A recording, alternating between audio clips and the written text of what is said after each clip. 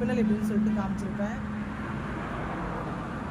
மூணாவதுல வந்து டபுள் பின்னல் எப்படி அப்படின்னு சொல்லிட்டு உங்களுக்கு காமிச்சிருப்பேன். இப்போ நாலாவது பார்த்தீங்கன்னா அதே டபுள் பின்னலில் எல்லா த்ரெட்டும் விட்டு எப்படி போகிறதுன்னு பார்க்குறேன். எதுக்கும் வந்து நம்ம ஒரு சங்கிலி தான் ஆரம்பிக்கிறோம்.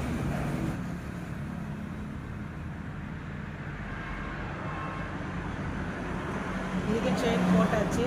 1 2 3 சங்கிலி லைனை விட்டுட்டு முதல் ஒரு ரவுண்டு இதான் நம்ம போட்டால் அடுத்து இன்னொரு ரவுண்டு நம்ம எடுத்துக்கிறோம். இன்னொரு ரெண்டு எடுத்து ரெண்டு எடுத்துக்கிறோம். திருப்பி மூணாவது செயினில் விடுறோம். விட்டு இன்னொரு லைன் நம்ம இழுக்கிறோம். இழுத்து கொஞ்சம் நீட்டாக இழுத்துக்கணும். பார்த்தீங்கன்னா 1 2 3 4 இருக்குங்களா? இதில் இப்போ நம்ம ரெண்டாக விட போகிறோம்.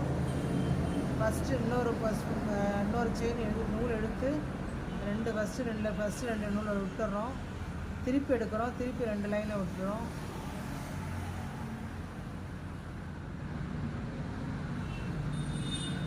இப்போ 2 இருக்குது.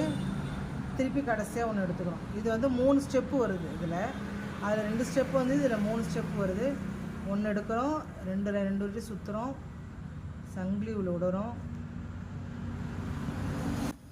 1 இழுக்கிறோம்.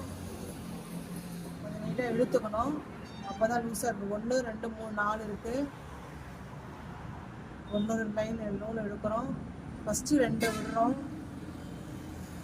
அப்புறம் 2 விடுறோம்.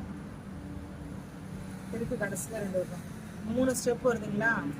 இது பார்த்தீங்கன்னா இது கொஞ்சம் பெருசாக இருக்கும் பாருங்கள். 1 2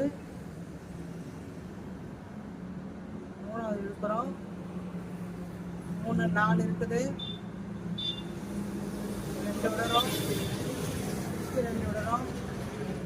2 விடுறோம். 1 2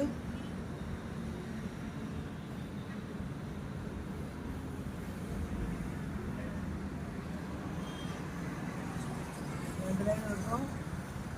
2 லைன் விடுறோம். இது பாருங்க, அது அதோட பெருசாக இருக்கும். இந்த ஸ்டிச்சிங்கோட இது 2 லைன் விட்டோமா, இது வந்து 3 லைன். இது அதோட இது பெருசாக இருக்கும்.